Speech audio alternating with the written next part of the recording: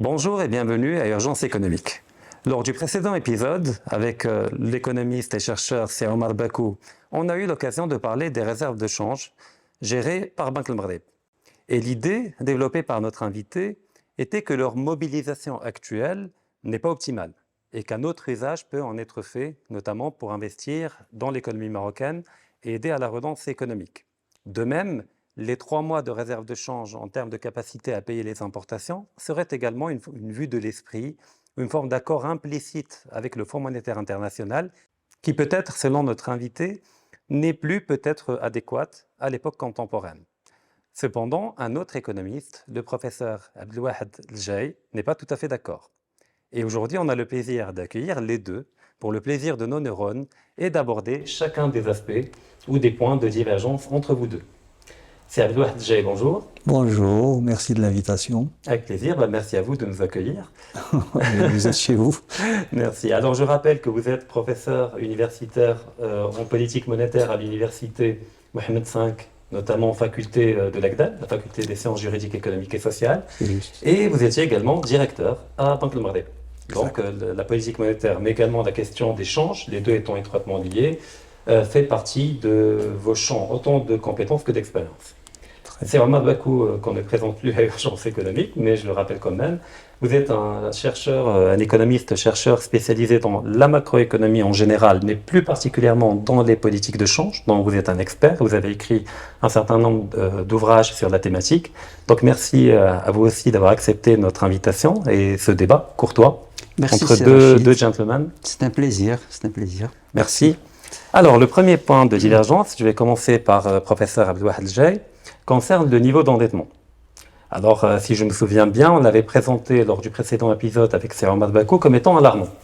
Vous nous dites que pas du tout, 70% en équivalent de PIB n'est pas important. Alors, Effectivement, il est peut-être au-dessus d'un niveau optimal, mais par les temps qui courent et depuis quelques années, avec la crise sanitaire et avec la crise ukrainienne qui a pris le relais de cette crise sanitaire, avec toutes les difficultés qui sont apparues depuis quelques années, eh bien, l'État, évidemment, il a beaucoup de dépenses auxquelles il doit faire face.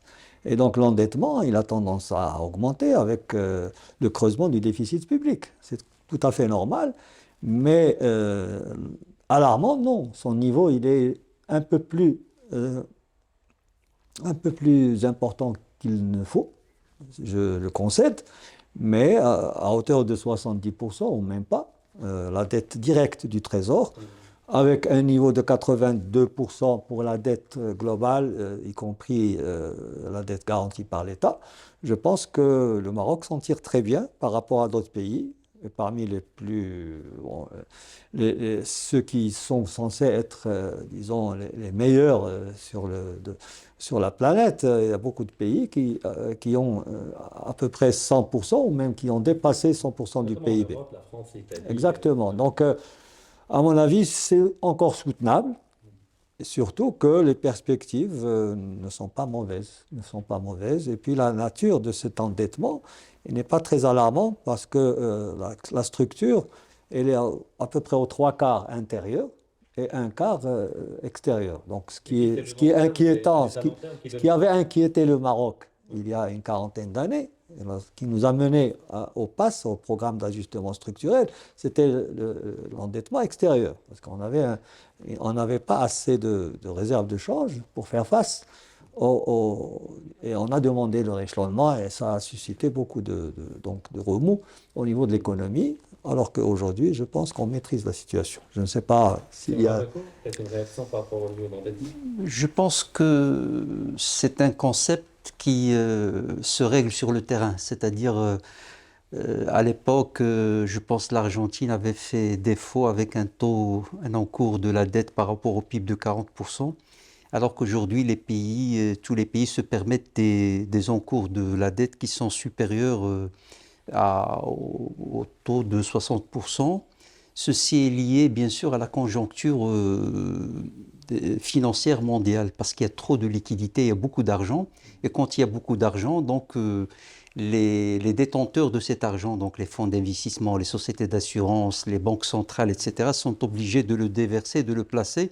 Donc ils sont moins c'est-à-dire regardants à l'égard. Donc le taux a tendance à augmenter.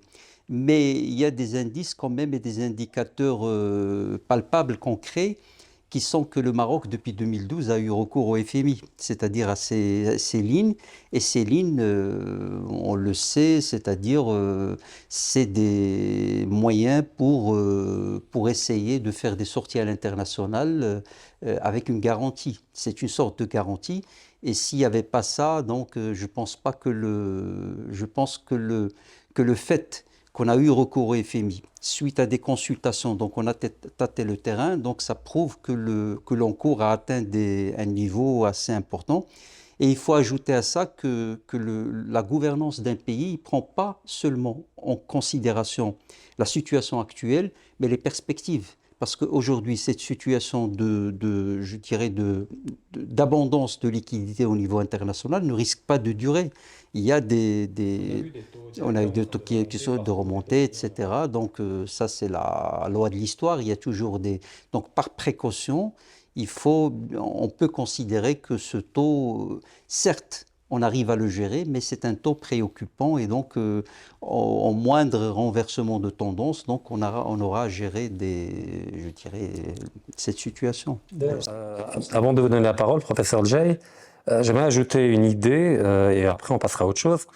C'est que peut-être le poids important ou pas important de la dette ou la divergence par rapport à cette question-là est due à la méthode de calcul qui peut-être n'est pas tout à fait adéquate. Parce que là, on calcule, comme tout le monde, la dette en pourcentage, en équivalent pourcentage du PIB, alors que peut-être dans le cas du Maroc en particulier, on devrait la calculer ou la rapporter par rapport aux recettes. Parce qu'on a un problème d'assiette fiscale, il y a une petite partie de l'économie qui paye 99% de l'impôt, l'essentiel c'est de l'informel, tout le reste. Et que, effectivement, notre PIB peut-être en masse est important, mais si on rapporte les services de la dette aux recettes fiscales, là ça devient problématique si jamais elle grimpe à 90 ou...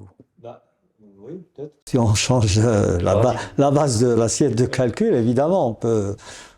Oui, pourquoi pas. Mais bon, dans le cadre actuel que tout le monde utilise, c'est-à-dire par rapport au PIB, et généralement le PIB sert de dénominateur commun, ils ont proportion au ratio, au rapport qu'on veut, si vous voulez, auquel on veut donner une signification. Bon, maintenant, pour les recettes fiscales, peut-être que oui, ça aurait pu être une bonne mesure. Mais je reviens à ce qu'a dit M. Bakou. Pour le recours au FMI, c'était un recours de précaution, comme son nom l'indique. C'est une ligne de précaution et de liquidité qui a été effectivement demandée en 2012, mais qui n'a jamais servi jusqu'à 2020 avec la crise sanitaire. Et encore, on pouvait ne pas l'utiliser.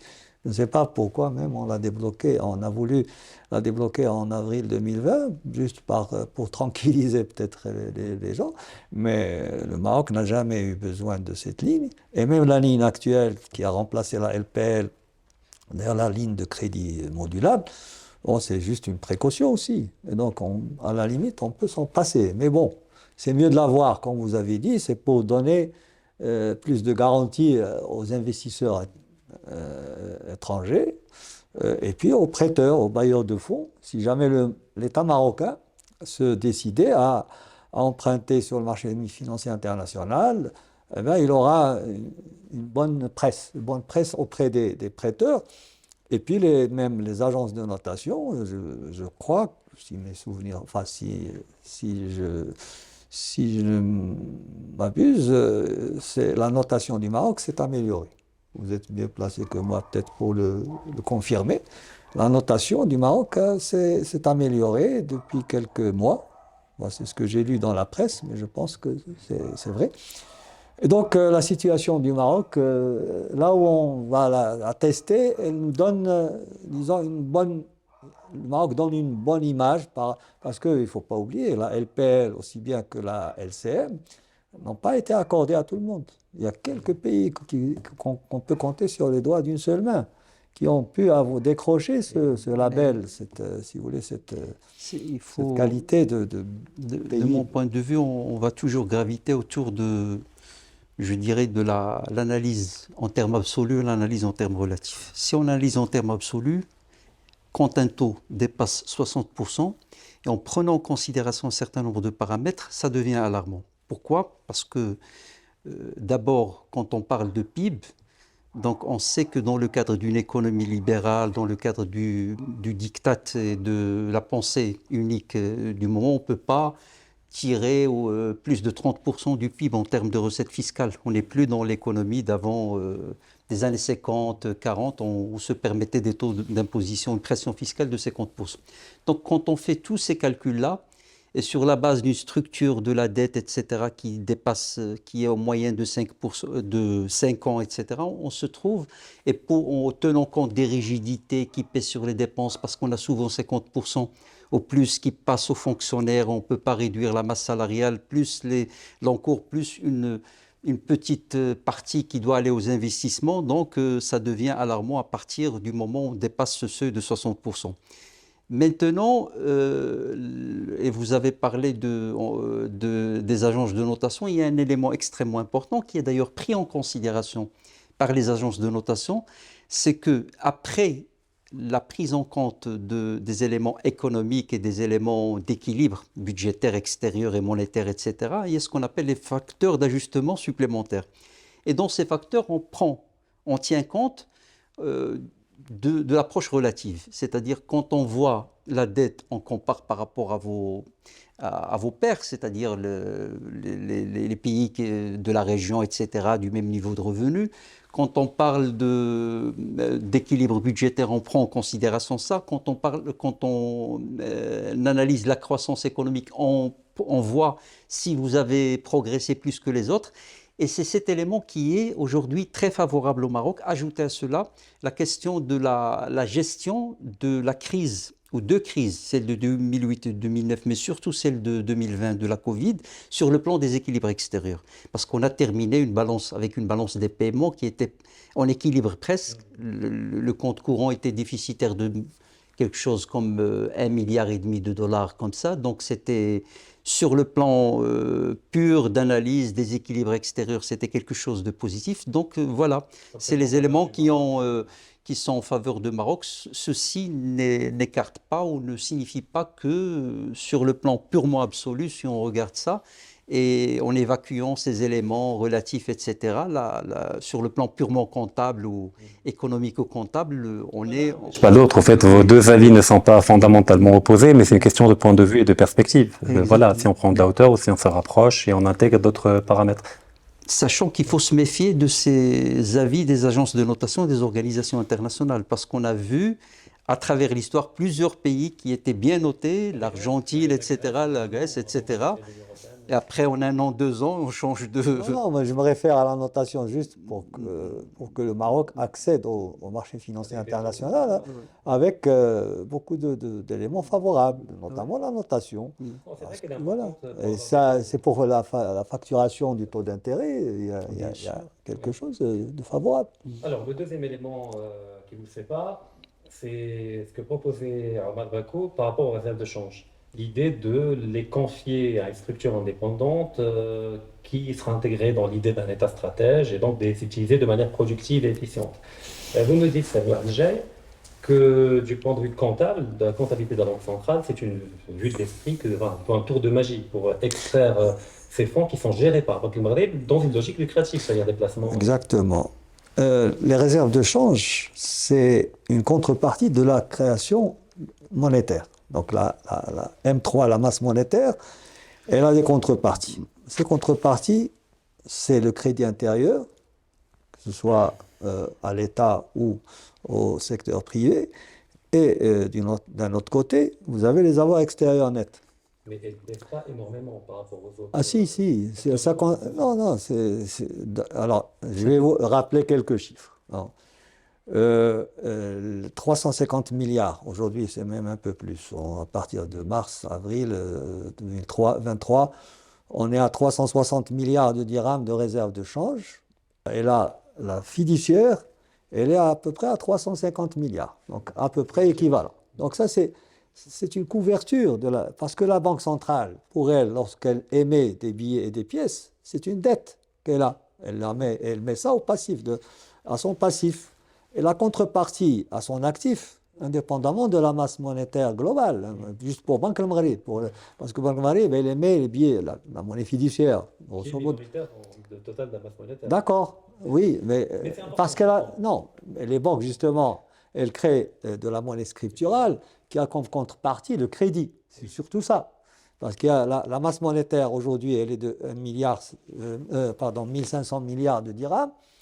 Vous avez 1000 milliards en crédit et le reste, soit c'est des crédits à l'économie et le reste, c'est surtout des avoirs extérieurs nets de Banque al-Maghrib et des banques.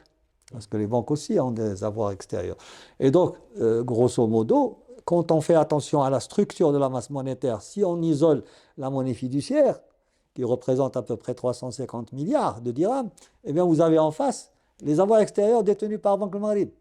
C'est pour ça que je vous dis comment faire. C'est un tour de magie. Comment on va faire disparaître les avoirs de change de Banque al-Maghrib de son actif? On va les remplacer par quoi? À qui on va dette vis-à-vis de l'État? C'est impossible. Parce qu'avec l'indépendance de Banque al-Maghrib, c'est terminé le financement direct de l'État. Et donc, je ne vois pas comment, d'abord. Et puis, pour en faire quoi?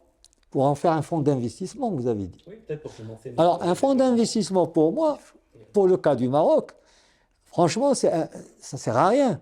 Enfin, ça ne sert à rien, c'est pas justifié. Allez-y, justifiez. D'abord c'est la question d'abord du principe. Et après, les modalités de mise en œuvre du principe, ça c'est une deuxième étape. Sur le plan du principe, je pense que vous faites la confusion entre un régime de caisse d'émission et le régime qu'on adopte actuellement. Ouais. Parce que c'est dans un régime de caisse d'émission où la masse monétaire est gagée par les avoirs de réserve. On ne peut créer de la monnaie qu'à partir d'avoirs de réserve. Alors qu'au Maroc, la monnaie qui circule n'est pas gagée sur des avoirs de réserve, mais sur la confiance que font les détenteurs de cette monnaie à l'entité qui les émet et au système de gouvernance, système basé sur une stabilité historique du taux d'inflation. Donc ce n'est pas, maintenant quand on parle de la masse monétaire et de sa contrepartie en avoirs de réserve, les avoirs de réserve, c'est-à-dire la monnaie qui est créée annuellement, les avoirs de réserve ne constituent qu'une partie, parce qu'il y a les crédits, et bien sûr, et d'ailleurs... Moi, je parle de la monnaie fiduciaire. Mais il n'y a pas que la monnaie fiduciaire qui non, mais je parle de la part de la Banque centrale. 15%. Parce que la Banque centrale, elle a son bilan à part. Non, mais... À part ça, on peut faire le bilan de la création monétaire. Et je l'ai expliqué que voilà. Mais pour Banque al-Maghrib, je ne vois pas comment on va justifier l'actif passif. Non, mais il y a des pays qui l'ont fait. Qu'est-ce qu'ils ont mis à l'actif de la Banque centrale? Non, au-delà maintenant sur les modalités, c'est-à-dire sur comment mettre en œuvre ce principe, ça peut rester c'est-à-dire on laisse les avoirs de réserve, mais ça peut faire l'objet d'une émission, c'est-à-dire un fonds étatique qui peut être créé par l'État et qui va émettre et la Banque centrale va placer au taux qu'elle place, mais le fonds va les fructifier autrement. Ça, c'est les modalités. C'est une logique de délégation. C'est de délégation, c'est modalité. Oui, parce que l'idée, pour moi, le plus important, il faut toujours, quand on construit un concept ou une analyse, un peu prendre un horizon temporel, une période assez suffisante pour construire un raisonnement, je dirais, approprié. Il ne faut pas oublier que les avoirs de réserve, quand on ne prend pas en considération un bon critère ou un critère approprié, ça crée des effets pervers, des effets négatifs sur l'économie. La période 2000-2006, il y a eu beaucoup d'impacts négatifs sur l'économie nationale, c'est-à-dire quand on est arrivé à 10 mois, 9 mois, etc. Donc il y a eu beaucoup de liquidités. Quel est l'impact négatif? L'impact négatif, c'est les bulles spéculatives. La bulle sur le plan des crédits immobiliers, la flambée des prix de l'immobilier et des actifs financiers. Jamais la bourse des valeurs du Maroc, l'explosion de la capitalisation boursière, elle est totalement corrélés aux avoirs de réserve. Moi, j'ai fait ce genre d'analyse. Il y avait beaucoup de liquidités. Pas du tout, non. Coïncidait également avec la baisse des taux pour les crédits, avec l'émergence des classes moyennes par une logique d'endettement. Donc il y avait de la liquidité, pas uniquement en raison des réserves de change. Non, c'est en raison des réserves. Parce qu'il y avait. Non, vous êtes d'accord que corrélation ne veut pas dire forcément causalité. C'est Les presque. deux sont corrélés peut-être parce qu'il y a une cause commune aux deux, mais... Non, c'est presque une causalité parce qu'il y avait trop de liquidités, c'est-à-dire il y avait. Parce qu'il y avait la privatisation d'un certain nombre d'établissements comme Maroc Télécom, etc., C'est des qui réserves. avaient rapporté beaucoup de devises au Maroc. C'est Il y des avait devises. aussi les investissements extérieurs qui ont grossi au Maroc. Et puis, il y avait aussi les recettes touristiques et les revenus qui Donc, c'est proviennent des devises. des Marocains résidant à l'étranger qui étaient en bonne évolution. Tout ça en concourant, ils vont donner des Non, mais liquidités c'est supplémentaires. pourquoi les geler, pourquoi ne pas les fructuer, pourquoi ne pas avoir une approche prospective? Parce qu'à l'époque, moi, je me rappelle, on a commencé à, il y avait beaucoup d'agitation. Il faut peut-être que les transferts des MRE, il faut les orienter vers les investissements. Il faut créer. De toute façon, il y avait un grand débat. Mais pour moi, l'idée. D'accord, mais C'est une économie. Si on est dans une économie libérale, et donc l'argent, voilà, trouve à travers toute une tuyauterie là où il doit aller, c'est-à-dire les secteurs les plus rentables, bah, soit l'État supplante le marché libéral, et donc ça va être effectivement un État. Donc il faut faire un choix. Il ne faut pas oublier qu'à l'époque, on était dans cette perspective libérale où effectivement c'est l'économie, l'offre et la demande, la rentabilité des secteurs qui va déterminer l'allocation des liquidités. Donc si l'immobilier a capté une grande partie de ces liquidités, puisque vous parlez de l'immobilier, bah, parce que notre économie n'est pas assez diversifiée, que l'argent est allé là où c'est le plus rentable. le Non. capital privé marocain trouve qu'il y a une rentabilité Il y a une demande. immédiate et supérieure aux autres secteurs. Bon, ça c'est un autre problème. Ça, c'est la mentalité qui... Non, non, mais à partir d'un certain niveau, on ne peut pas, c'est-à-dire, parce que parler d'économie libérale, c'est d'aller vers le taux de change flottant. Parce que, et aller vers le taux de change flottant, on aura un taux qui va s'apprécier. Et comme on sait que d'ailleurs tous les pays, c'est-à-dire suivent ça, même la Suisse, etc., il y a des seuils. On ne peut pas laisser le taux de change parce qu'il y a des industries et des tissus économiques qui sont en jeu. Il y a donc des taux critiques ou des taux pertinents, etc. Donc puisque le marché de change et le marché des capitaux sont des marchés critiques et qu'on ne peut pas les laisser fonctionner librement d'une manière totalement libérale, surtout pour une économie marocaine comme celle du Maroc, donc il faut adopter une approche pertinente. Maintenant, quand on ne peut pas adopter un régime de taux de change flottant, donc on est dans une fixité relative, donc il y a une problématique de gestion des flux de capitaux qui se répercutent ou qui impactent les avoirs de réserve. Donc adopter ce genre d'approche que je préconise va permettre à la fois d'éviter ces effets pernicieux en cas de flux entrants importants, mais de fructifier des ressources importantes qu'on peut les mobiliser pour le développement économique du Maroc et pour créer un cercle vertueux. Mais c'est quelque chose de sensible. C'est des ressources d'abord qui n'appartiennent pas à l'État, qui appartiennent à l'économie de manière générale. Bon, l'État, en tant qu'État, il peut revendiquer donc la propriété, entre guillemets, de ces réserves de change. Mais dans ce cas-là, il faut qu'il prenne en charge aussi la dette que constitue l'émission de la monnaie fiduciaire par la Banque centrale. Parce qu'il y a les enjeux, c'est que la monnaie fiduciaire doit être garantie, en quelque sorte, par des actifs qui soient des actifs stables, sérieux et qui ne soient pas risqués lorsqu'on va les investir, lorsqu'on va les placer. Parce que la Banque centrale, de toute façon, elle ne les laisse pas dormir, ces réserves. Ces réserves sont placées auprès des banques, en titres souverains. Ce n'est pas de l'argent qui dort, parce que vous donnez l'impression aux gens que cet argent, il est dans des coffres forts, dans les caveaux de la Banque centrale. Ces déplacements... oui, les bénéfices de la banque, de toute façon, la Banque centrale travaille pour l'État. C'est un établissement public, un organisme de droit public qui appartient à l'État. Le capital de la Banque centrale, il appartient à l'État. Donc c'est lui le propriétaire des lieux et c'est lui qui sera bénéficiaire de tous les bénéfices qui peuvent être dégagés par l'activité de la Banque centrale. Et l'activité de la Banque centrale qui dégage un rendement, c'est le placement des devises qu'elle gère pour le compte de l'État.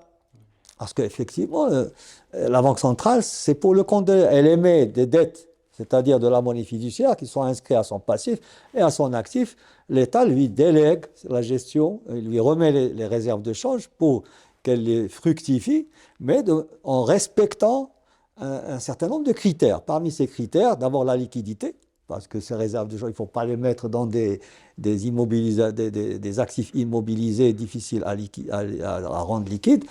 Deuxièmement, il faut la sécurité. Et on le sait très bien, vous ne pouvez pas dire le contraire, que lorsqu'on se hasarde à placer pour gagner plus, on risque plus. Et ça, c'est pas de l'argent, c'est pas des actifs qu'il faut risquer. Parce que il y va de quelque chose de très important, c'est la garantie de la monnaie fiduciaire qui a été émise par la Banque centrale. Parce que dernièrement, juste entre parenthèses, pour abonder dans le même sens, c'est-à-dire la Banque centrale ne veut pas s'hasarder à risquer ce qu'elle donne aux banques ou ce qu'elle offre comme avance aux banques. Dernièrement, il y a un décret qui a été signé et qui prévoit qu'en cas de financement d'une banque qui serait peut-être en difficulté de liquidité, la Banque centrale va la dépanner dans le cadre de la stabilité financière. Et donc, les statuts de Banque Maghreb ne lui permettent pas de faire ça. Mais il y a une disposition du statut de Banque Maghreb qui lui dit tu peux le faire à condition que l'État te garantisse que tu vas financer pour cette banque qui serait peut-être qui battrait de l'aile. Et donc, on se soucie quand même de la stabilité de Banque Maghreb, parce que si elle n'a pas d'actifs sûrs et valables, eh bien, la dette qu'elle a, c'est une dette qui consiste à émettre de la monnaie fiduciaire, des billets et des pièces qui ont un cours légal, un cours forcé, en quelque sorte. Et donc, vous avez raison, la confiance, mais la confiance ne se décrète pas. La confiance dans les banques centrales, elle se mérite, parce que ce qu'elles émettent comme monnaie, c'est une richesse virtuelle, mais elle devient une richesse bien fondée si elle est basée sur des actifs. Parce que qu'est-ce que c'est les avoirs extérieurs? C'est des créances sur l'étranger, des créances sur les banques centrales, sur les banques et sur les États. Et pas n'importe quel État. On prend que des titres souverains émis par les États-Unis, la France, des pays pas des pays qui sont en difficulté. Et donc, et cette gestion des réserves, elle fait l'objet d'une politique de la banque. Le Conseil prend en sérieux tout ça. Il y a des limites, il y a des seuils à ne pas dépasser. Moi, je sais de quoi je parle parce que j'étais à Banque Maghreb. Et donc, on se soucie beaucoup d'abord de la sécurité de ces fonds et de leur liquidité. D'où peut-être un manque au niveau de la rentabilité. Et évidemment, le couple rendement-risque, c'est un couple intime. Plus vous risquez, plus peut-être vous gagnez, mais plus vous... Peut-être... J'imagine que Sir Omar Bakou ne propose pas de les donner à des capital risques ou à des fonds vautours, mais alors j'aimerais entendre, c'est-à-dire plus en détail, c'est-à-dire quel est l'usage que vous proposez de ces réserves de change? Est-ce qu'on va les placer à l'étranger, un peu comme des pays dont la balance commerciale est excédentaire et voilà, pour éviter un choc inflationniste, préfèrent les investir à l'étranger, comme l'Allemagne, le Japon, la Chine, etc. Ou bien vous proposez de les investir dans l'économie marocaine, mais de manière ciblée, intelligente. Pour moi, la chose la plus importante, c'est qu'on puisse nous mettre d'accord d'abord sur les réserves de change en tant que concept. Parce que moi, tel que je comprends les réserves de change, c'est-à-dire que j'ai appris ou je connais le concept à travers, que ce soit les manuels du FMI ou la littérature du FMI ou la littérature d'une manière générale, c'est que ce sont des fonds qu'on met en place, c'est-à-dire que l'État garde à travers son démembrement, la Banque centrale, pour gérer, c'est-à-dire pour éviter une crise de change à court terme. C'est-à-dire que tous les pays, c'est-à-dire pour qu'il n'y ait pas de crise de change, mais c'est à court terme. C'est-à-dire que quand un pays a une monnaie nationale, le Maroc a une monnaie nationale, ce n'est pas la Grèce qui est dans une union économique. Donc il est obligé d'avoir un marché de change.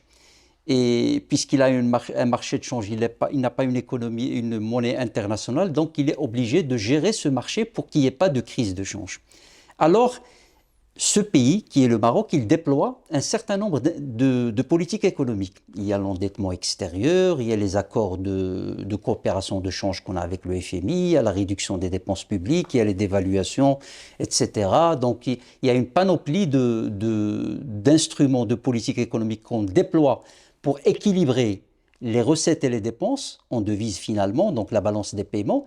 Et parmi, c'est-à-dire les instruments dont on dispose, c'est les avoirs de réserve. C'est-à-dire il y a des instruments à court terme, c'est de disposer, c'est l'auto-assurance de certaines réserves, d'un certain niveau optimal, ajouté à l'endettement extérieur au fonds qu'on peut mobiliser. Il y a les instruments qu'on mobilise à moyen et long terme, parce que pour réduire les dépenses publiques, etc., ou faire une dévaluation, etc., c'est toujours des mesures, soit qui demandent du temps pour les mettre en œuvre, soit qui demandent du temps pour qu'elles puissent réussir.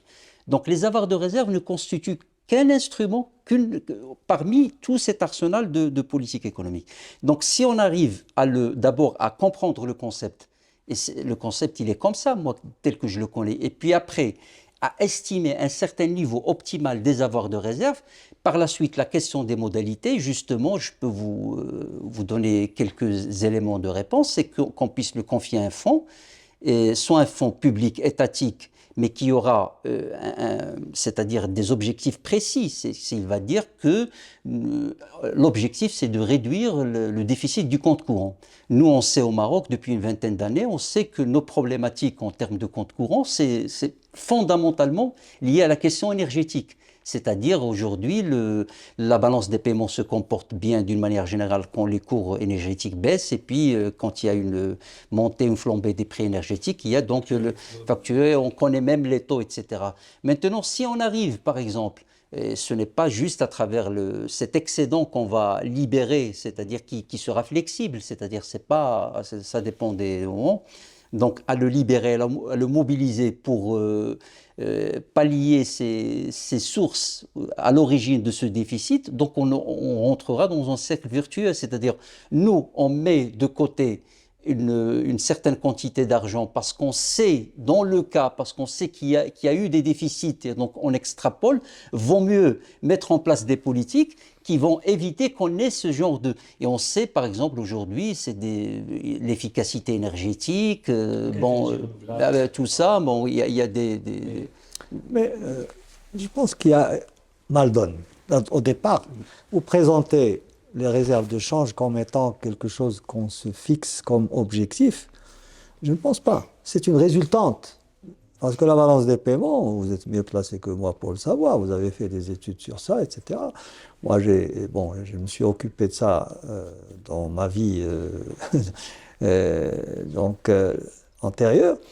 Et donc, la politique qui consiste à dire on va avoir au moins 3 mois d'importation biens et services comme réserve de change, ça c'est juste une norme, un seuil à partir duquel on ne s'inquiéterait pas, si vous voulez, pour le manque de réserve. Après, le surplus, bon, on peut le gérer. Comment? Eh bien, parce que ces réserves de change se dégagent à partir des variations de ces réserves de change. Et cette variation se fait par la comparaison, c'est la résultante entre les dépenses et les recettes en devises. Et la balance des paiements, elle s'arrête à un niveau courant, des transactions courantes, et c'est ça ce qui va déterminer le besoin ou la capacité de financement de l'économie. Si le compte courant qui regroupe les biens et services et les revenus, l'échange de revenus, est déficitaire, ça veut dire qu'il faut financer ce déficit par l'appel à l'épargne mondiale, enfin du reste du monde, soit comme investissement, soit comme prêt. Emprunt pour nous, prêt donc du reste du monde pour nous. Si on a un équilibre au niveau du compte courant, eh bien, on peut être tranquille. Et donc, tout ce qu'on va avoir comme, disons, recettes financières, c'est-à-dire dues soit aux investissements, soit aux emprunts, eh bien, ce sera en variation positive dans les réserves de change. Donc, c'est ça ce qu'on va utiliser comme variable d'ajustement. C'est, par exemple, les emprunts publics. Parce que l'État, il est garant des équilibres fondamentaux de l'économie, de manière générale. Mais cet équilibre-là va dépendre de quoi? D'une part, du compte courant, est-ce qu'on dégage un surplus ou un déficit? Et ça dépend de soucis énergétiques, mais ça dépend aussi des revenus qui sont envoyés par les Marocains du monde, par les recettes touristiques, etc. Il y a des soldes positifs et des soldes négatifs à l'intérieur de ce compte courant. Après, qu'est-ce qu'on va faire? On va essayer de trouver le moyen d'équilibrer entre le déficit courant et un surplus au niveau des recettes en devises dégagées par les opérations financières. Et c'est ça ce qui va être l'enjeu de l'État qui va essayer d'équilibrer. Et donc, après, s'il y a un manque, c'est pour ça que lorsqu'il y avait un manque au niveau des réserves de change, eh bien, l'État se précipite à demander soit au FMI, soit au marché financier international, soit au gouvernement amis. Et on se rappelle tous qu'à un moment donné, le Maroc a reçu des dons des pays du Golfe, quelque chose comme 5 milliards de dollars de dons des pays du Golfe. Pourquoi? Parce qu'on était en insuffisance. On est arrivé, je ne sais pas quelle année exactement, en 2012-2013, lorsque le pétrole était arrivé à un niveau de 140 dollars le baril. Le Maroc était en insuffisance de liquidité et les pays du Golfe l'ont dépanné. Bon, contre, bien sûr, le soutien du Maroc pour la géostratégie, etc. Bon, mais l'État marocain peut venir réguler les réserves de change. Mais quand il y en a trop, l'excès de richesse, peut-être, il nuit parfois, mais pas toujours. Donc, on était arrivé, comme vous l'avez dit, dans les années 2000-2005, à quelque chose comme 10 mois d'importation de biens et services. Bon, ça n'a pas, vous avez présenté ça comme étant quelque chose d'alarmant. Effectivement, pourquoi avoir 10 mois? Pour moi, entre 3 et 6 mois, c'est bon. L'optimum, c'est entre 3 et 6 mois. Minimum 3 mois, maximum 6 mois, c'est bon. Aujourd'hui, on est à 5 mois et quelques jours. C'est bon, je trouve que c'est excellent. Maintenant, soustraire ça de la Banque centrale pour le donner en gestion à une autre entité, pour moi, ça ne change rien au problème. C'est toujours des réserves de change, ça. C'est toujours, que ce soit géré par Banque Marine ou par un fonds de gestion quelconque, un fonds souverain. Non, mais c'est là la question. Mais les fonds souverains, c'est pour les pays les États sont eux-mêmes en excédent. Nous, on est en déficit, budgétaire permanent. Comment voulez-vous justifier que l'État marocain soit... Mais bon, l'idée de Omar Bako, c'est qu'on cesse d'être dans le déficit commercial permanent en résolvant le problème à la source, la question énergétique, c'est-à-dire tout ce qui aggrave le déficit commercial. Mais d'ailleurs, la question soulevée par Silja, elle est intéressante. Est-ce qu'on parle toujours de réserve de change une fois confiée à un autre acteur? Parce que j'ai une question très technique. Et après, vous pouvez réagir tranquillement. Alors, imaginons créer une structure indépendante du gouvernement pour éviter un usage politique de ces fonds-là et on va déléguer ou même transférer une partie de ces réserves de change, sinon toutes les réserves de change. Alors, cette structure, elle va s'attaquer à la question énergétique. Par exemple, elle voudra investir et développer les énergies renouvelables pour réduire la facture énergétique. Donc, elle aura affaire à deux types d'entreprises. Des entreprises étrangères qui vont venir mettre à jour à niveau de la technologie, etc. Et donc, ça va être une fuite de devises, parce qu'elle va les payer avec ces mêmes devises-là. Ou bien, c'est des entreprises marocaines que cette structure que vous proposez de créer va payer en dirhams, pas en devises. Et donc, elle devra reconvertir ces mêmes devises auprès de Banque Al-Maghreb, qui vont aller réalimenter ces mêmes réserves de change que l'on a vidées. Se casser la tête, c'est-à-dire aujourd'hui, vous avez l'État qui emprunte des devises. Elle ne se pose pas la question comment je vais les dépenser, à qui je vais les donner. Donc elle les convertit en dirhams et puis elle va les dépenser. Mais automatiquement, aujourd'hui, nous sommes dans une économie mondialisée. Quand une dépense au Maroc, c'est 35 à 40% converti en devises. Donc la question ne se pose pas. Donnez-moi un exemple concret. Non. Moi, en tant qu'entreprise marocaine, par exemple, je travaille dans le secteur énergétique, vous êtes la structure que vous proposez de créer. Vous allez me payer avec quoi? En devise ou en dirham? Non. Si vous me payez en devise, je n'ai pas le droit de détenir des devises, je serai obligé, au-delà de ma devise, je serai obligé de les convertir. Au-delà de l'aspect technique, moi je vous dis par exemple qu'aujourd'hui, c'est-à-dire l'État marocain dépense de l'argent, il fait des investissements aujourd'hui pour résoudre la problématique énergétique. Et on sait que nous avons une feuille de route. Ça, c'est un exemple. Il y a d'autres secteurs c'est-à-dire qui peuvent participer, contribuer à la réduction du compte courant. Et on sait que depuis 2008, plusieurs sont identifiés. Tout le monde les connaît, tout le monde les sait. Il y a certains c'est-à-dire qui auront des résultats à court terme, d'autres qui peuvent avoir un moyen long terme, etc. Donc, c'est une affaire d'appréciation et d'analyse, etc. Depuis 2008, on a une feuille de route pour la question de l'énergie. Et dans cette feuille de route, on a deux colonnes. On a par exemple la colonne de l'efficacité énergétique, la deuxième, c'est les dépenses énergétiques, et la deuxième colonne, c'est la production, c'est-à-dire faire de la substitution à l'importation. Alors, déjà dans la première colonne, donc, qui bénéficie je dirais, de la sollicitude royale, etc., il y a vraiment un engagement, donc il y a un retard qui a été, c'est-à-dire constaté même. Oui, maintenant, sur le plan de l'efficacité énergétique, toutes les études, il y a Jean-Marie Chevalier, etc., beaucoup d'éminents économistes, d'éminents experts qui finalement parlent d'une possibilité de réduction d'un potentiel de 35% de réduction des dépenses, etc. Nous n'avons pas avancé sur ce plan-là. Mais ça, c'est des aspects techniques, c'est-à-dire comment... bien sûr, c'est un problème de gouvernance, c'est lié. Moi, la question de l'argent, peut-être qui m'intéresse, en quoi les réserves de change vont améliorer? C'est-à-dire, ça va les améliorer dans le sens, c'est-à-dire c'est un instrument qu'on va mettre en place, déjà. On va se dire, voilà, le Maroc, aujourd'hui, il adopte une approche, une doctrine. C'est qu'on n'est plus dans cette approche de 3 mois, mais nous connaissons nos déficits. Déjà, ce n'est pas lié au compte courant aujourd'hui. Vous savez, les variations des avoirs de réserve, depuis l'avènement des investissements directs étrangers, c'est-à-dire que le Maroc a commencé, c'est-à-dire à attirer en moyenne entre 2,5 milliards de dollars à 3 milliards, etc. Donc, les déficits du compte courant, le solde du compte courant est devenu un peu décorrélé par rapport aux avoirs de réserve. C'est-à-dire, il y a des années où nous avons des déficits assez importants du compte courant, mais nous avons des variations positives des avoirs de réserve grâce aux investissements directs étrangers. Bien sûr, il y a l'endettement extérieur qui est...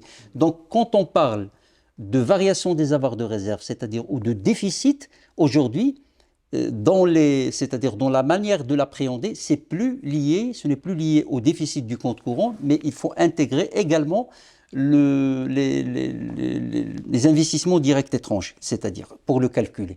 Maintenant, c'est-à-dire on se base sur ce concept, qui est finalement les avoirs de réserve ou les réserves de change servent c'est-à-dire à remédier ou à financer des déséquilibres à court terme du marché d'échange, ce que j'appelle le marché d'échange privé, c'est-à-dire on ajoute l'endettement extérieur, ce qu'on va payer, plus ce déficit-là, on va se dire, voilà, le niveau qu'on va, c'est-à-dire considérer comme avoir de réserve, c'est 3 années de déficit prévisionnel, le reste, pourquoi par exemple... 3 années? C'est une appréciation. 3 années, on va se dire qu'en cas de choc, tels que les chocs que nous avons connus. Ça aussi, c'est une norme, c'est comme les 3 mois. C'est arbitraire. Mais déjà. Est-ce que c'est fondé sur quelque chose C'est fondé sur c'est-à-dire fondé sur la capacité, la capacité de résoudre une crise. C'est-à-dire les crises que nous avons connues. C'est-à-dire quand on parle de crise mondiale, vous savez qu'on arrive à les résoudre. Nous avons 2008, 2009 et 2020, la balance des paiements était presque équilibrée. Et je vais vous donner les raisons pour lesquelles on arrive à gérer des crises, c'est-à-dire quand il y a des crises systémiques mondiales, il y a des stabilisateurs automatiques qui rentrent en jeu. Parce que le Maroc a privatisé l'économie durant les années 80-90, donc nous avons aujourd'hui les stabilisateurs automatiques. Quand on produit moins, on importe moins. Donc il y a un équilibre. Les 2009, il suffit de regarder la balance des paiements de l'année 2009 et celle de 2020, on se rendra compte qu'il y a quand même un équilibre. Il y a moins d'exportation, moins d'importation. Alors que dans les autres pays, on n'arrive pas à voir ça, où il y a la part du secteur public qui est très importante. Maintenant, mis à part ces stabilisateurs automatiques, c'est-à-dire quand il y a une crise mondiale, il y a la problématique énergétique au Maroc, c'est-à-dire notre balance des paiements souffre de ça.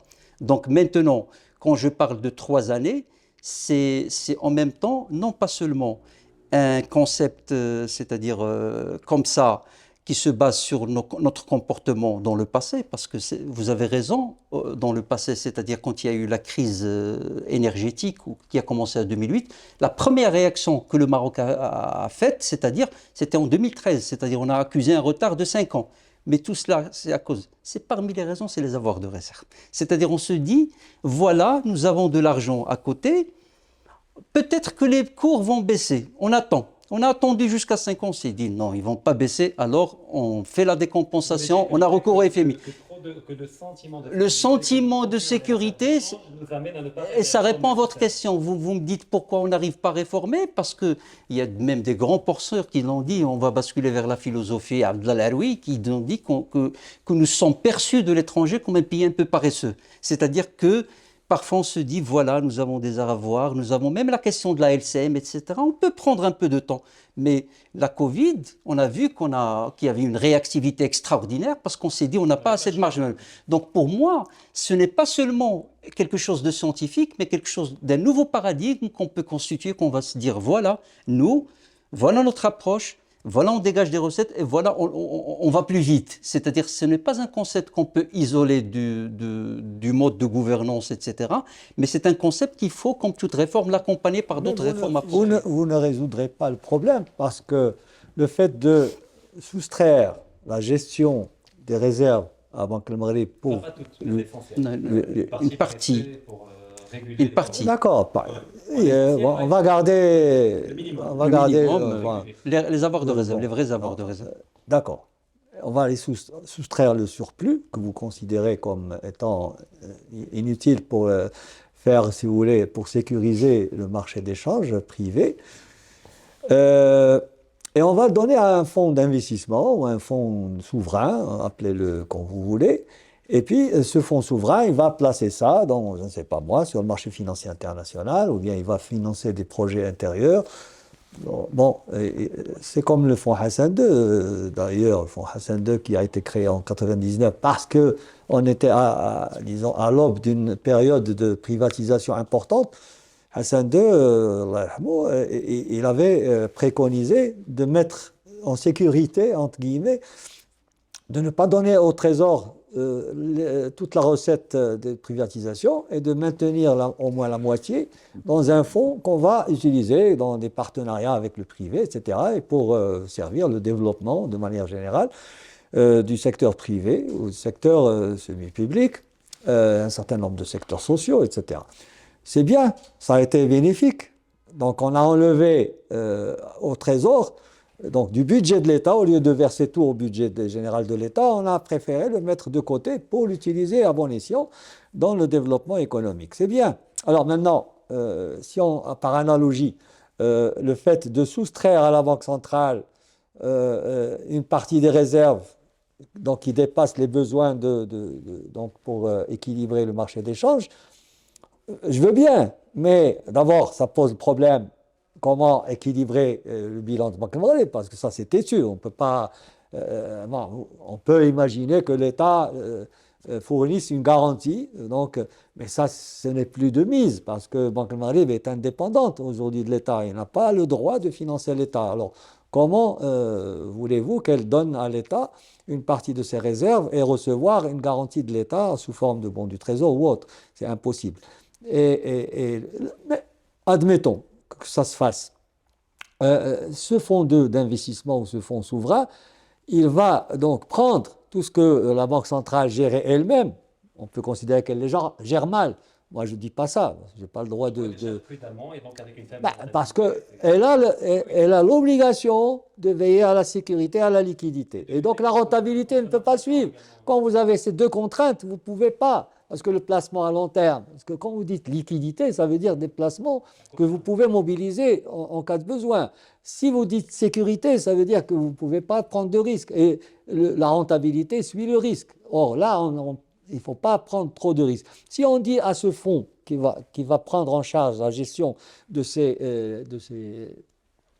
fonds-là, eh bien, on va lui dire, allez-y, faites mieux que Banque al-Maghrib. C'est-à-dire en termes de quoi? En termes de sécurité, je ne pense pas. En termes de rentabilité, peut-être, mais la rentabilité, c'est hasardeux.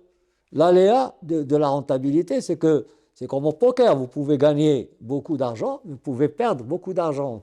Donc si vous placez ça dans des actions, etc., des startups américaines, la Silicon Valley, vous voyez ce qui est arrivé à la SVB.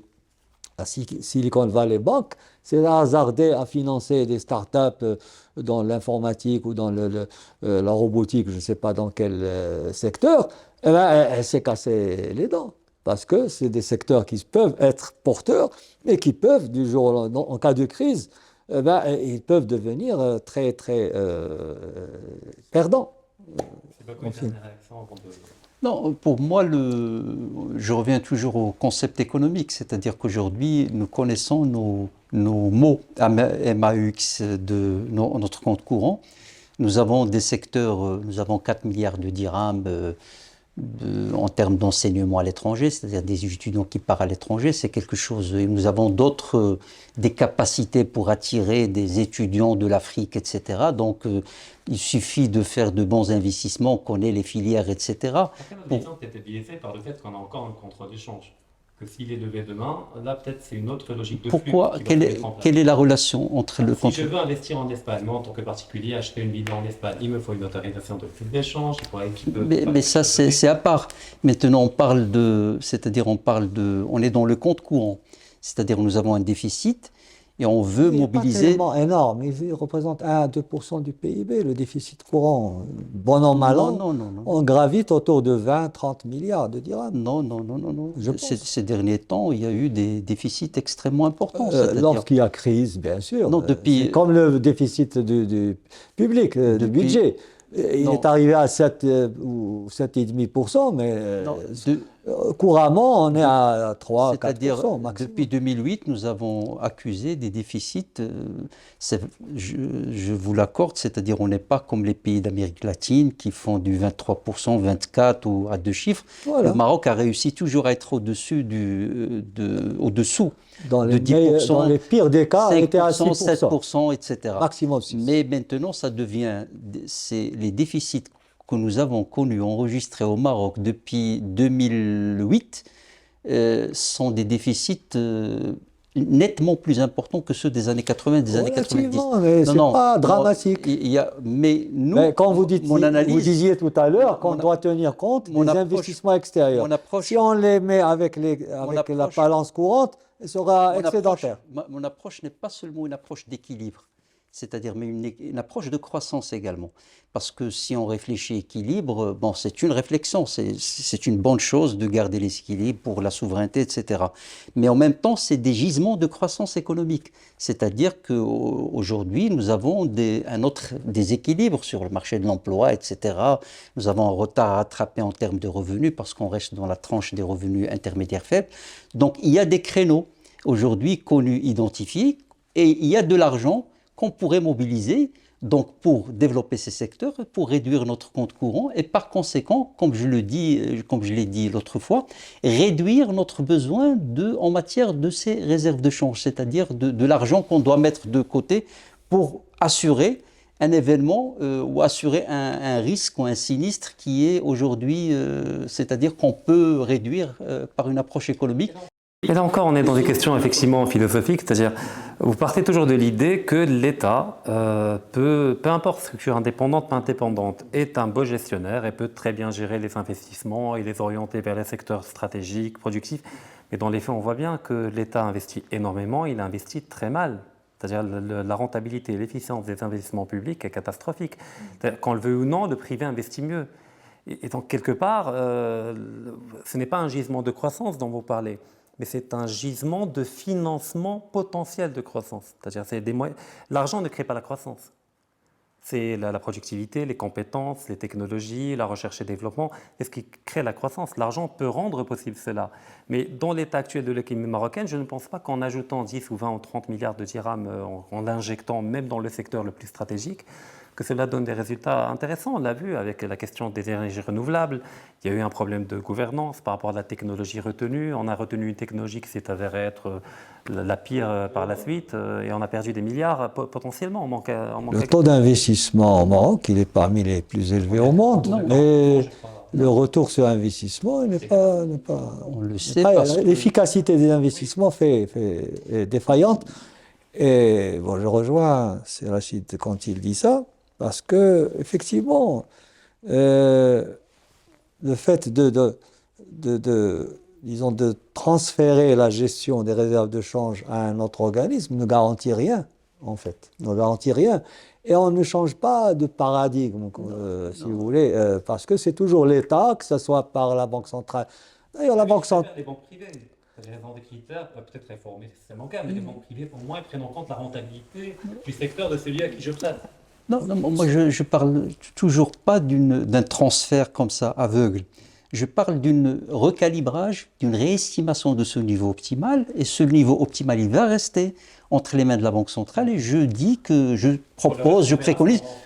Maintenant, ce que vous soulevez, ça c'est le nouveau modèle de développement, c'est-à-dire le constat du nouveau modèle de développement est clair, il dit que le problème n'est pas dans l'argent, n'est pas dans le manque de ressources financières, mais un problème c'est-à-dire il dit que problème organisationnel, de gouvernance, éducation, etc., toutes les variables qualitatives, ce qui nous manque aujourd'hui. Mais rien n'empêche pas l'autre, c'est-à-dire que même le nouveau modèle de développement, qui a été oublié,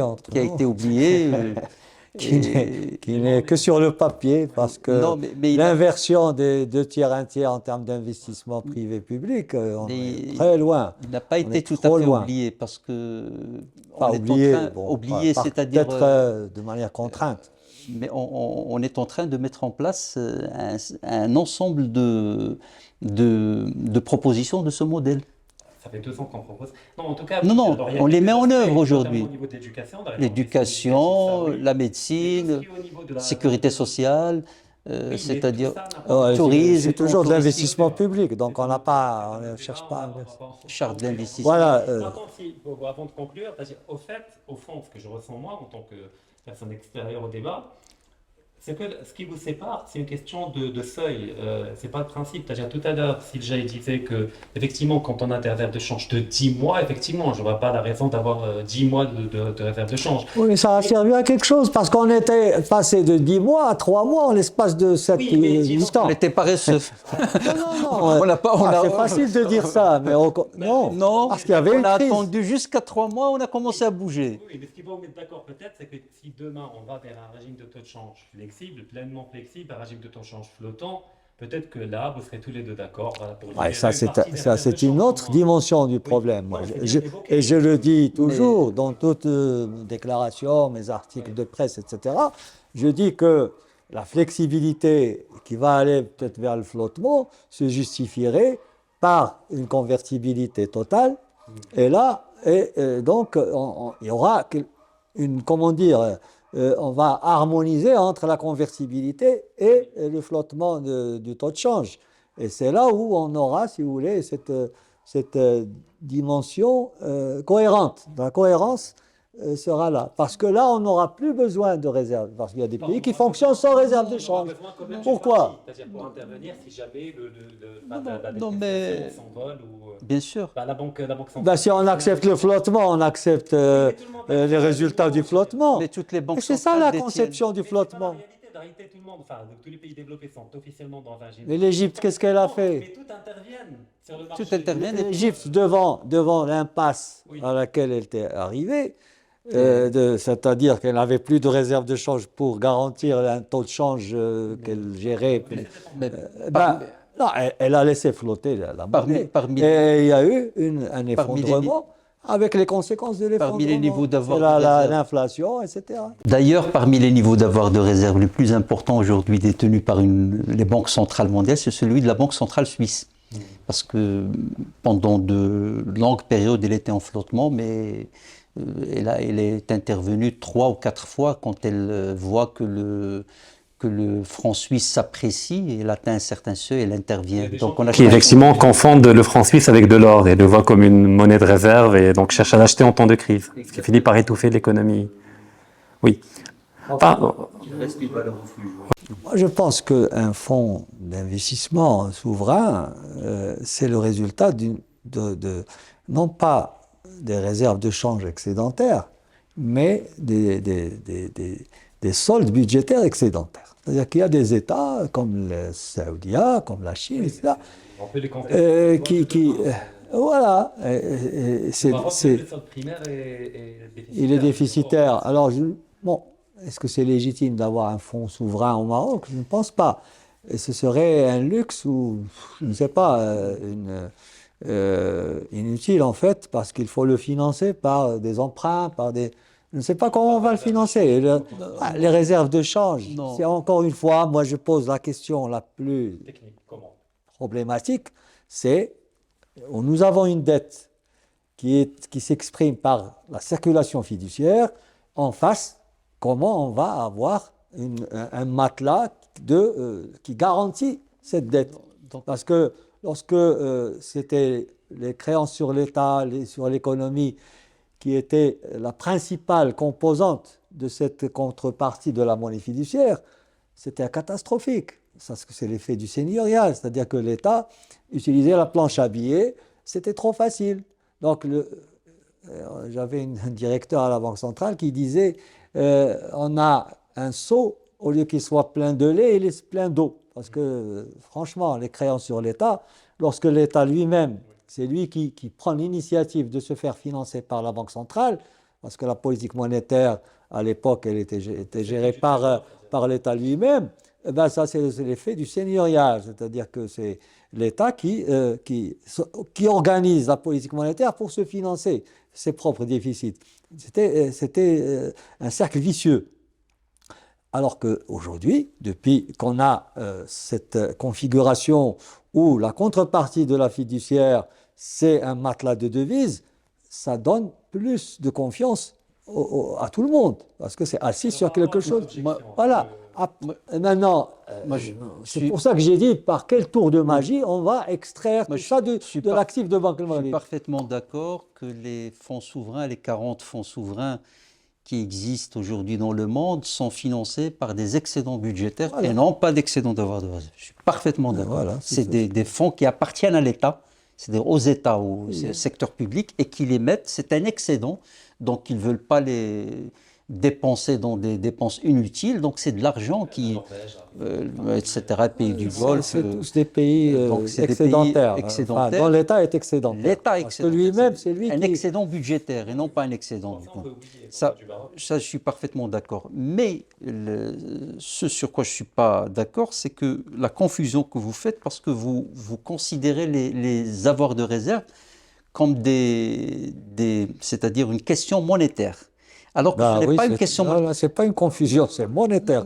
C'est têtu, c'est la contrepartie de la monnaie. C'est deux choses. D'abord, la monnaie qui est créée ne se crée pas en contrepartie juste des avoirs de réserve. Nous ne sommes pas dans un système où la masse monétaire est gagée par des avoirs de réserve. Tout ça, non. Deuxièmement, si l'État, par exemple, n'a plus les moyens et ne se finance pas, comme c'est-à-dire c'est arrivé dans les pays asiatiques, et n'a pas les moyens, personne ne veut lui prêter, alors elle puisse dans les avoirs de réserve.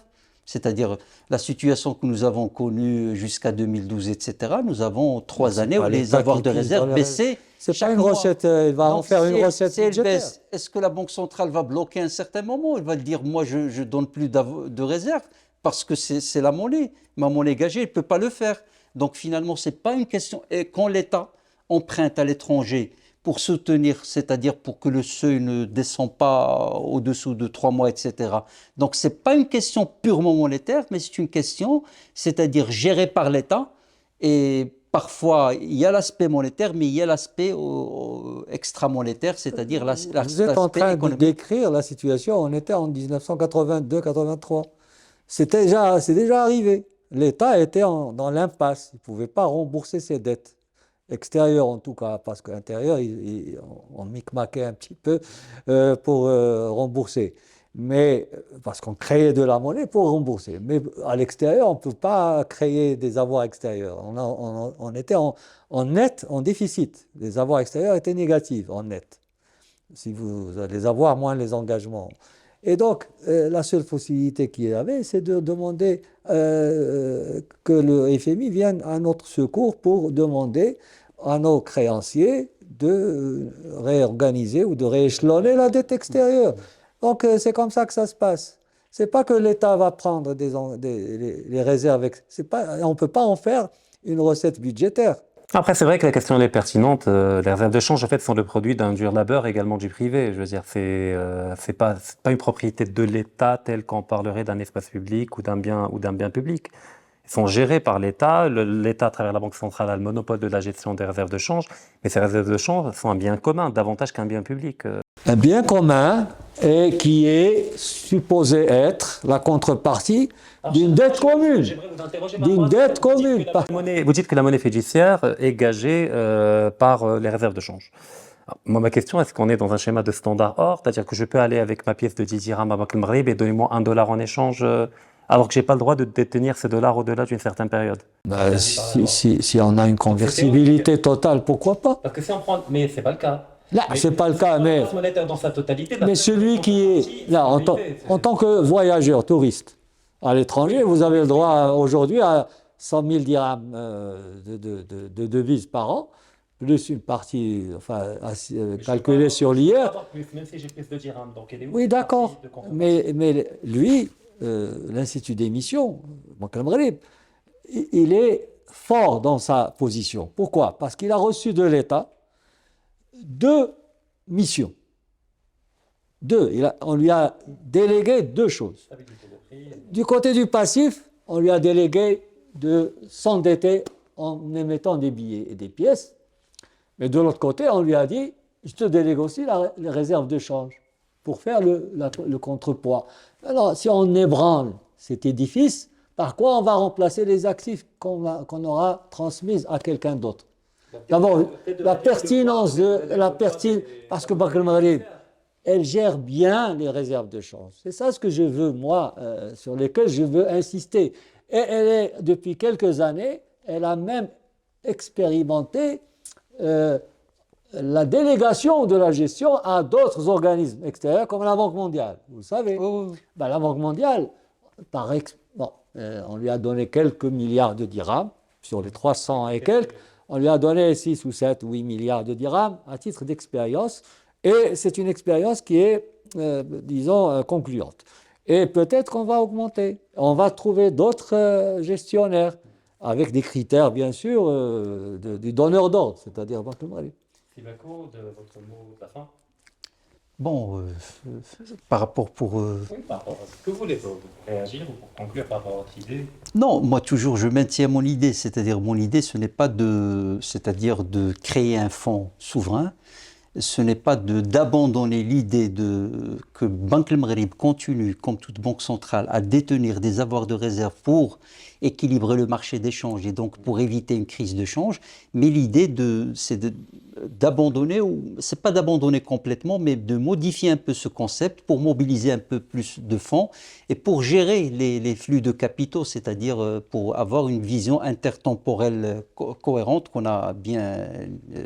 c'est-à-dire préciser, sachant, oui, exactement, sachant que par rapport à la question de la Banque centrale, c'est-à-dire vous avez eu raison de le rappeler qu'aujourd'hui nous ne sommes pas ni dans le système des talents or, ni dans un système du currency bird, mais aujourd'hui une banque centrale, c'est-à-dire au-delà de sa gestion interne, au-delà de ses statuts, au-delà de sa bonne gouvernance, elle s'appuie sur la bonne gouvernance de toute l'économie. C'est-à-dire quand une économie est forte, avec un PIB, avec un taux de croissance qu'on appelle les fondamentaux élargis, la gouvernance monétaire et donc la confiance qu'on accorde à la monnaie va être une confiance assez positive, etc. Et donc, voilà. Moi, le mot de la fin. Alors, vous raisonnez peut-être pour une économie qui est dynamique, qui a acquis, pour tous ces agents économiques, ont acquis la culture de marché, qui sont bien inclus dans la finance, dans la banque, dans tout ce qui est, si vous voulez, tout ce qui est fait dans ce cadre global de banque centrale, banque, la bourse, etc. Ce n'est pas le cas. Nous avons un informel qui est important, nous avons beaucoup une bonne partie de la société qui est fragile, qui est dans une situation précaire. Vous avez les marchés qui ne sont pas très efficaces, donc ils ne fonctionnent pas bien, ni le marché du travail, ni le marché des capitaux, ni le marché des biens et services, parce qu'il y a beaucoup de contraintes dues à cette faiblesse de l'économie. On n'a pas encore passé ce cap de l'économie qui se cherche à une économie bien structurée, avec des fondamentaux bien assis, etc. Donc, ça, c'est un luxe qui n'est pas encore, à mon avis, peut-être je me trompe, mais qu'on ne peut pas se permettre encore. Il faut, par les temps qui courent, avoir un bon matelas de devises parce qu'on peut très bien, du jour au lendemain, subir une chute du tourisme, une chute des envois de fonds. Et dans tout ça, il y a quelque chose qui n'est pas dit, qui n'est pas formulé de manière explicite. C'est beaucoup de recettes, on ne sait pas d'où elles viennent. Peut-être on croit que c'est des Marocains du monde qui les envoient, etc. Mais il y a beaucoup Et d'ailleurs, heureusement qu'on est sorti de la liste grise, parce qu'on fait confiance dans la lutte contre un certain nombre de trafics, etc. J'espère que c'est une bonne... on a trouvé la bonne solution à tout ça, puisqu'on a pu convaincre le GAFI, on a pu convaincre le FMI, etc., de nous considérer comme clean. J'espère qu'on va poursuivre. Mais avant d'en arriver à ce genre de proposition, je pense qu'on a du temps à courir et on a beaucoup il faut qu'on se tranquillise sur pas mal d'aspects de notre gestion générale et de notre gouvernance au niveau des finances publiques avant de passer à ce genre de... En tout cas, messieurs, merci infiniment. On aurait pu durer encore des heures, tellement je sens que chacun de vous bouillonne, parce qu'il a encore plein d'arguments à mettre en avant. Mais peut-être qu'effectivement, on pourra remettre ça plus tard pour entrer dans le détail de chacun de ces points. Merci infiniment pour tous ces éclairages. Et je remercie également toutes les personnes qui nous ont suivis et vous donne rendez-vous la semaine prochaine pour un nouvel épisode.